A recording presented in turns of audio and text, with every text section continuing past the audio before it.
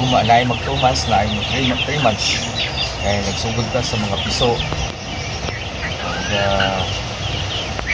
Dili yun na ito may nung perfect na mabuhat sila tanan. Kaya sabi na yun na maabdan ta o sakit o nasugdan ko ni Dre o bayawak. Halos sa kadlaw, nabagdan yung 7, 8. So may mga factors na dili nato na makontrol, pero karon nasolusyonan na nato. So mao ni ang ato ang nakasurvive ng mga piso.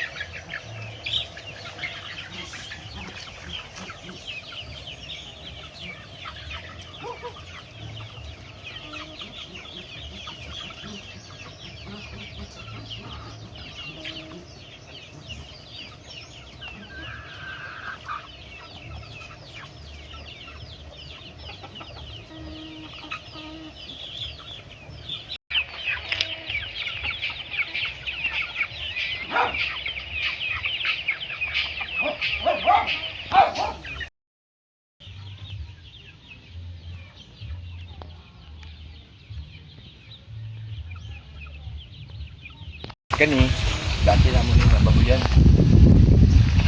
Pero i-convert na mo sa mga manukan. So, madagko to sila, transfer na rin. Then, i-pre-range. Muna ni. Natay minipan dito para makakita taong dakong area. So, i-transfer na to.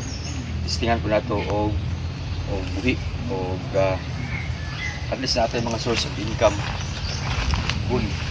So muli natay mangga na o kinaato ang mulberry, avocado, tapos tay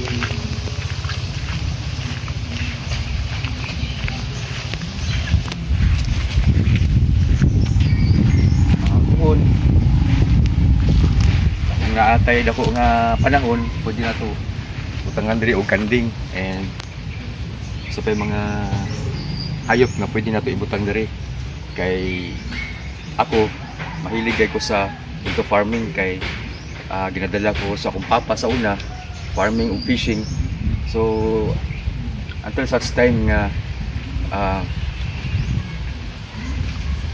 baga nag-dream lang ko sa una ba nga kung naay area na pwede na ko i-develop akong i-develop